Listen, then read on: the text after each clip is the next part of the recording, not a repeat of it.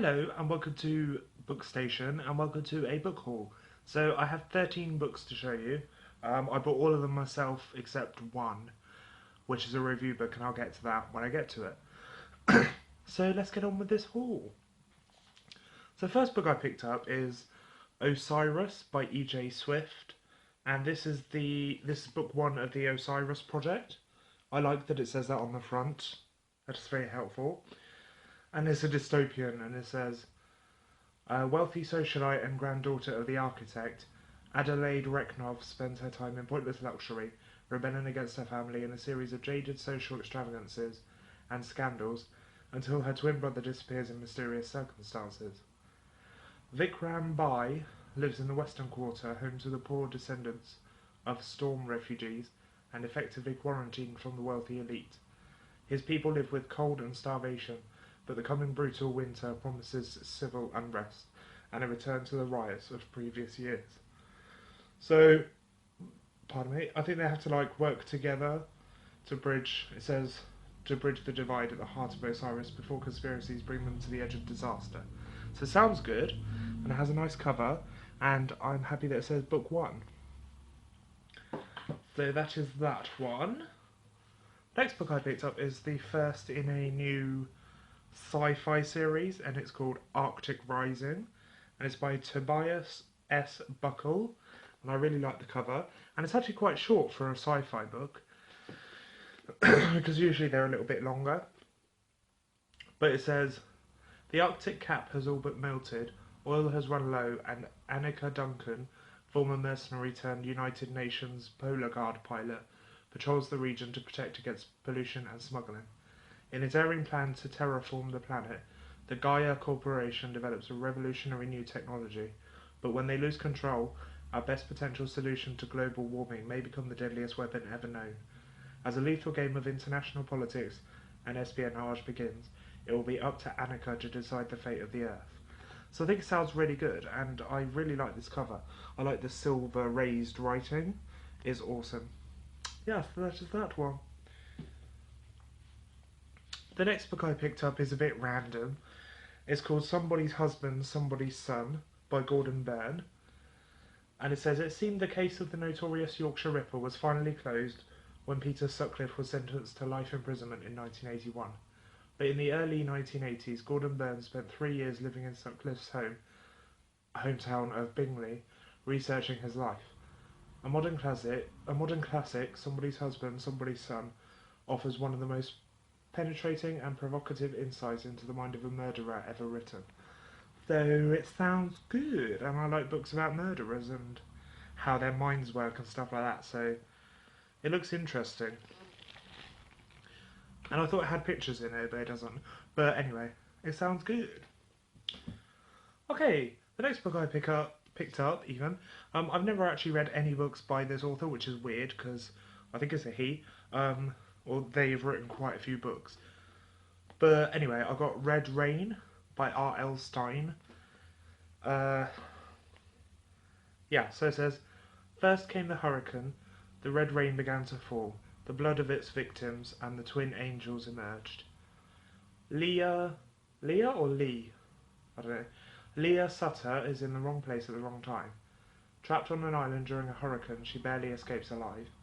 Out of the carnage, 2 boys appear, innocent, angelic, and thrilled to be adopted by their new mother. But these are no ordinary children. They bring the gift of death, and they want to share it with the whole town. And I've heard that R.L. Stine is a good author. I think I'm gonna call them a he because I have no idea. But I think he wrote the Goosebumps books, so I thought I'd give this one a shot because it's not a Goosebump book, because I know there's a lot of them. Okay, the next book I have is Ballistics, and this is by D.W. Wilson. This was going around BookTube quite a lot a little while ago. And it says, I'm dying, he said. No, you're not. It's like approaching a wall. What did the doctor say? It's coming, Alan. I can feel it. No, you can't. I need you to do something for me, Gramps said in a drawl I didn't like. And I need you to do it without asking any of your ridiculous philosophy questions. So I think this is a guy gets asked to help his granddad die before he actually dies, if you know what I mean, like assisted suicide. And it's how he deals with that and what he decides to do and stuff like that. I believe, I'm not too sure, but that's what I think it's about. The next book I picked up, I recently showed a couple of Wilbur Smith books in my... Was it my last book haul? I think it was my last book haul. A couple of Wilbur Smith books. And today I picked up another one. Because I found it and it was £1. And it's hardcover. But this is Vicious Circle by Wilbur Smith. And I like the scorpion tail on the cover. It's very nice. And it says, when Hector Cross's life is overturned, he immediately recognises the ruthless hand of an enemy he has faced many times before. A terrorist group has re-emerged, like a deadly scorpion from beneath its rock. Determined to fight back, Hector draws together a team of his most loyal friends from his former life in Crossbow Security, a company originally contracted to protect his beloved wife Hazel Bannock and her company, the Bannock Oil Corps. Together they travel to the remotest parts of the Middle East to hunt down those who pursue him and his loved ones. For Hazel and Hector have a child, a precious daughter, who he will go to the ends of the earth to protect. And brutal figures from the Bannock family's past, thought long gone, are returning, with an agenda so sinister that Hector realises he is facing a new breed of enemy. One whose shifting attack and dark secrets take Hector to the heart of Africa, and to a series of crimes so shocking they demand revenge. Oh, I'm sorry. So yeah, I thought that sounded really good, and it was hardcover, and it was only £1, so I picked it up. And it's Wilbur Smith, who, like I said, I'm trying to get into because he is my best friend's favourite author. The next book I have, I received a review copy of this a while ago, and the publisher sent me a finished copy, and it's Adult Onset by Anne-Marie MacDonald. And it says, Mary Rose McKinnon has agreed to be a stay-at-home mother while her parents' career takes centre stage. As she balances childcare with the relentless needs of her own ageing parents, into the hilarities of full-on domesticity seeps a feeling of dread. Do others notice the dents in the expensive refrigerator? How did those scissors wind up in her toddler's hands? When a flare-up of a forgotten childhood illness compels her to rethink her own upbringing, Mary Rose's world threatens to unravel, and the spectre of violence raises its head. So it sounds good, and the cover is really weird, but interesting. So yes, like I said, that was sent to me by Spector, and it came out 10th of September? What's the date today? I've forgotten what the date is, but it came out on the 10th of September, so. Okay, and now I have some books that I got from... okay, hang on. Let's do it this way around. I got some books that I got from a charity shop. So I picked up a horror, and this is The Voices by F.R. Tallis. I really like the typography. But it says, the steady hiss of the baby monitor was disturbed by a snuffling sound. It's alright, Christopher whispered. She's fine. But the snuffling didn't stop, and then there was movement. Rustles, creaks, knocks, and then whimpering. In the scorching summer of 1976, the hottest since records began, Christopher Norton, his wife Laura, and their young daughter Faye settle into their new home in North London. The faded glory of the Victorian house is the perfect place for Norton, a composer of film soundtracks, to build a recording studio of his own. But soon, during the long, oppressively hot nights, Laura begins to hear something through the crackle of the baby monitor. First a knocking sound, then come the voices. So that sounds good and creepy, and it was only £2, so I got it. Okay, the next one I got is Kill All Enemies by Melvin Burgess. And it says, everyone says 14-year-old Billy is nothing but trouble, a fighter, a danger to her family and friends, but her care workers see someone different. Her classmate Rob is big and strong. He can take care of himself and his brother, but his violent stepdad sees someone to humiliate. And Chris is struggling at school. He just doesn't want to be there, but his dad sees a useless no-hoper. Billy, Rob and Chris each have a story to tell, but there are two sides to every story, and the question is, who do you believe? So yeah, I thought that sounded good, and this was under £3, so I thought, why not?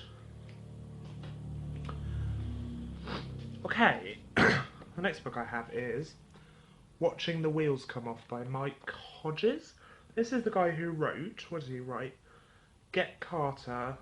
He's the director of Get Carter, Black Rainbow, Croupier, and I'll Sleep When I'm Dead. And it says, today is a day Mark Miles will never forget, and it's only just the beginning. The next Houdini and one of Mark's few remaining PR clients, Reg Turpin, is about to attempt a great feat of escapology, and then Dr. Herman Temple, the self-appointed guru, will arrive to conduct a seminar on the dynamics of leadership at the Grand Atlantic Hotel. It's going to be his big day, and nothing's going to spoil it.